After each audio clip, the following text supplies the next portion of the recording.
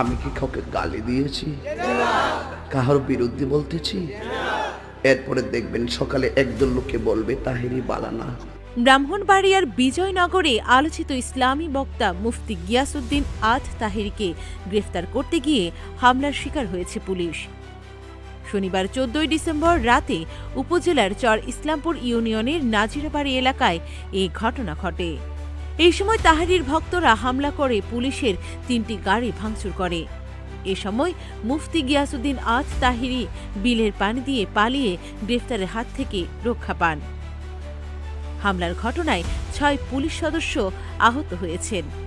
তারা হলেন উপপরিদর্শক SI ফারুক, সহকারী উপপরিদর্শক ASI প্রদীপ দাস, কনস্টেবল ইউনুস মিয়া, নিজামুদ্দিন, মহসিন কবির ও মোহাম্মদ শওকত।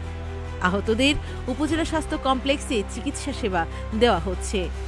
ঘটনার পর অভিযান চালিয়ে 6 জনকে গ্রেফতার করেছে পুলিশ। তারা হলেন ওমর আলী, শাহানুর মোশাররফ মিয়া, হাকিম মিয়া, সেলিম ও মিজান মিয়া। সবার বাড়ি উপজেলার নাজিরাবাড়ি এলাকায়। বিজয়নগর থানার ওসি রওশন আলী বলেন, বিনা অনুমতিতে গিয়াসউদ্দিন আত তাহেরি একটি মাহফিলের আয়োজন করে। এছাড়া তাহেরির বিরুদ্ধে আখাউড়ায় পুলিশের ওপর হামলার ঘটনায় মামলা রয়েছে। খবর পেয়ে পুলিশ মাহফিলে তাকে গ্রেফতার করতে গেলে একটি বাড়িতে ঢুকে পড়েন তিনি। সেখান থেকে একটি বিলের পানি দিয়ে পালিয়ে যান। এর আগে গত শুক্রবার 13 ডিসেম্বর আখাউড়ায় বিনা অনুমতিতে গিয়াসউদ্দিন আত তাহেরির একটি মাহফিলের আয়োজন করা হয়। সেখানে পুলিশ গিয়ে দ্রুত মাহফিল শেষ করার কথা বললে হামলা করে এক SI এর মাথা ফাটিয়ে দেওয়া হয়। মাহফিল থেকে পুলিশের বিরুদ্ধে উস্কানিমূলক বক্তব্য দেওয়ার অভিযোগ ওঠে। এ ঘটনায় তাহেরি সহ 15 জনের নাম উল্লেখ করে পুলিশ বাদী হয়ে মামলা করে।